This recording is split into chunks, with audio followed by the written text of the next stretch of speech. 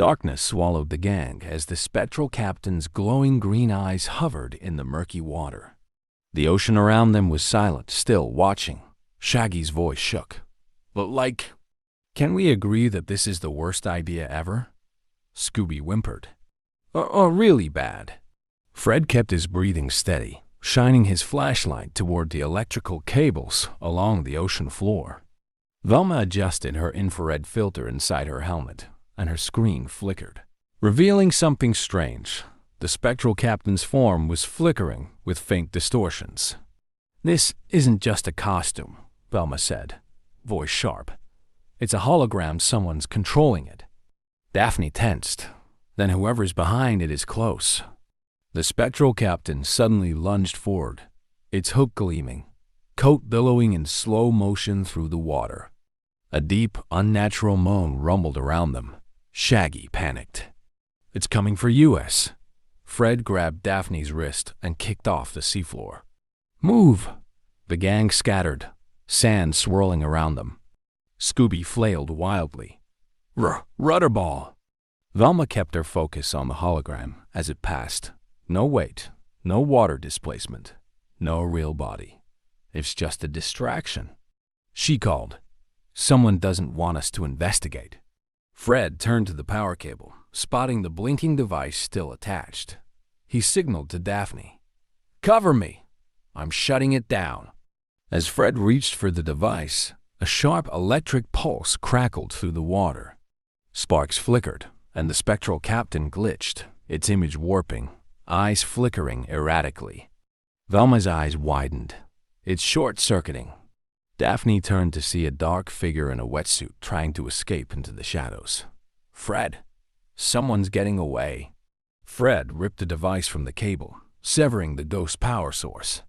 The spectral captain froze, then vanished. The ocean was still again.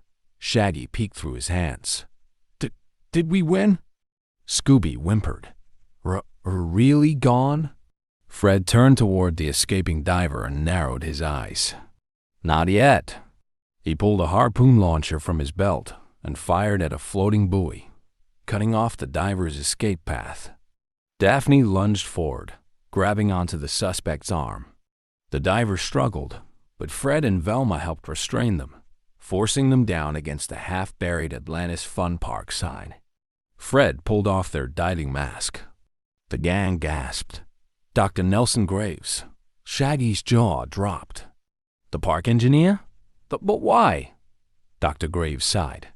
"You wouldn't understand." Velma crossed her arms. "Try us." Back in Flint Station, Graves sat with his arms crossed as the gang stood over him. Martha arrived with the security team, her expression unreadable. Fred folded his arms. "Start talking." Graves exhaled. "I did it because this park should never have reopened." Velma frowned. "What do you mean?" Graves clenched his fists. "Atlantis Fun Park was built on unstable ground. I was an intern when it first opened. I saw the cracks forming, the structural failures. This place isn't safe. That's why I created the Spectral Captain, to scare people away before it's too late." Daphne narrowed her eyes. "And instead of telling the truth, you staged a haunting?" Graves shook his head. "No one listens to warnings. They listen to fear." Martha sighed. "You could have just told us the risks, Nelson."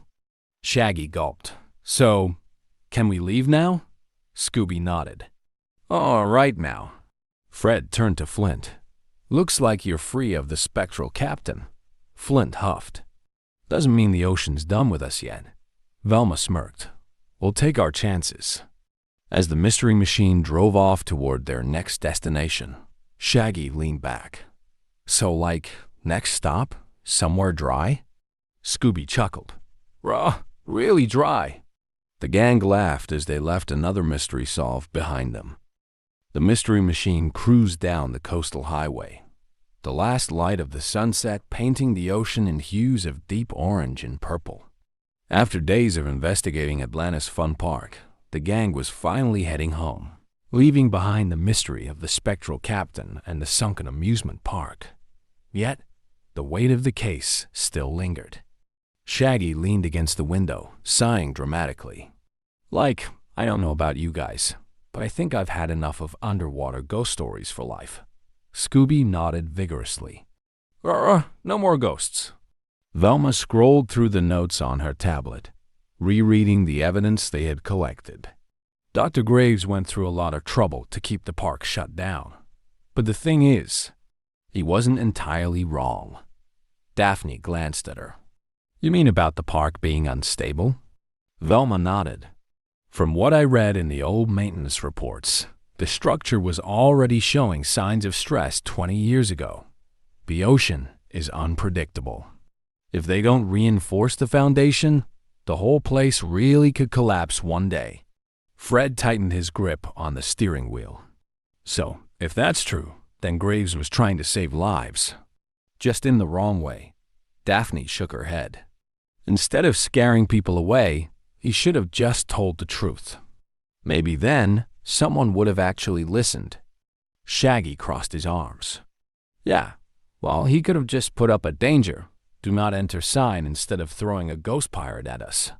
Scooby shuddered. Real scary. Velma sighed. Well, now that the truth is out, the park's owners will have to reevaluate everything before they reopen. If they ignore the risks, they might have a real disaster on their hands one day. Fred nodded. But at least we stopped Graves before anyone got hurt. And now, the spectral captain's mystery is solved. A comfortable silence settled over the gang as the mystery machine hummed along the road. The sound of the waves crashing against the cliffs in the distance was oddly calming after everything they had been through. Shaggy suddenly sat up straight, his stomach grumbling loudly. Like, speaking of solved mysteries. That means it's time for our reward, right? Scooby's ears perked up. Reward? Fred smirked. Let me guess. Food.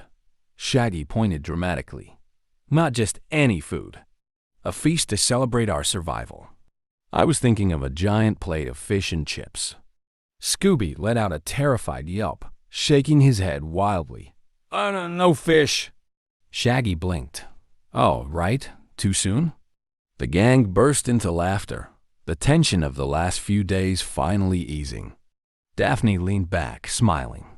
I say we let Scooby pick dinner this time. Scooby's tail wagged. Ravioli. Fred chuckled. All right, Scooby, ravioli it is. As the mystery machine rolled down the highway, the gang left another mystery solved behind them. But one thing was certain. There would always be another mystery waiting just around the corner. And for the members of Mystery Inc., that was exactly how they liked it. Trembling knees are weak, but a Scooby snack will do the trick. Scooby-Dooby-Doo, Roo-Row, where are you? Monsters, ghosts, and clues to pursue. Zoinks and Jinkies, what will we do? Stick with the gang, we'll pull it through.